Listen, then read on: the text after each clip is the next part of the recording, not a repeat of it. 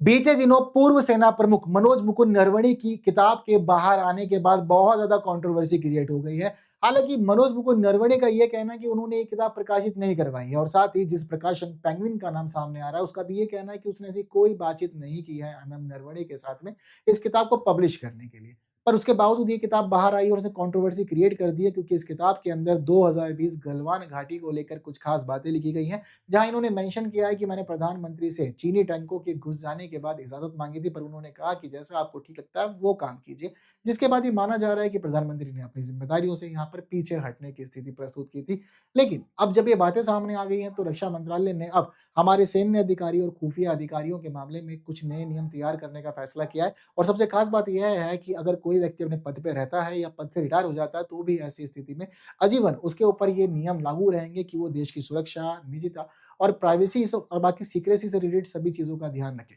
ताकि जो खास ज़रूरी प्रक्रियाएँ हैं और जो खास फैसले हैं, उनके बातें छुपे रहें, वो बाहर निकल के ना आ पाए। साथ ही साथ ये भी कह दिया गया है कि अब कोई भी अधिकारी चाहे रिटायरमेंट के पहले या रिटायरमेंट के बाद कोई भी अपनी बातें या कोई भी अपनी पुस्तक या कोई भी जर्नल प्रकाशित करता है, तो ऐसे में पहले उसके सत्यापन का काम, वेरिफ़िकेशन का काम किया जाएगा मंत्रालय के द्वारा और प्रॉपर वेरिफ़िकेशन और कन्फर्मेशन के बाद ही उसके प्रकाशन की इजाज़त दी जाएगी, अदरवाइज़ नहीं। और वहीं कोई व्यक्ति अगर सेवा में रहते समय इस प्रकार की कोई किताब पब्लिश करना चाहता है, तो उसको रिटन में पहले मंजूरी लेना सबसे ज़्यादा ज़रूरी रहेगा। तो ये नए नियम हैं जो मेनली फ़ोकस है देश की एकता, अखंडता, सुरक्षा और प्राइवेसी को लेकर। सरकार ये भी चाहती है कि ऐसी कोई बात बाहर निकल के ना आए जिससे भारत के किसी दूसरे देश के साथ संबंध भी खराब हो जाए। तो सारी चीज़ें जो भी हुई हैं बंद कमरे में छुपी रही हैं, वो अभी तक छुपी रहे आगे वो भी अच्छा रहेगा, ऐसा सरकार का मानना है।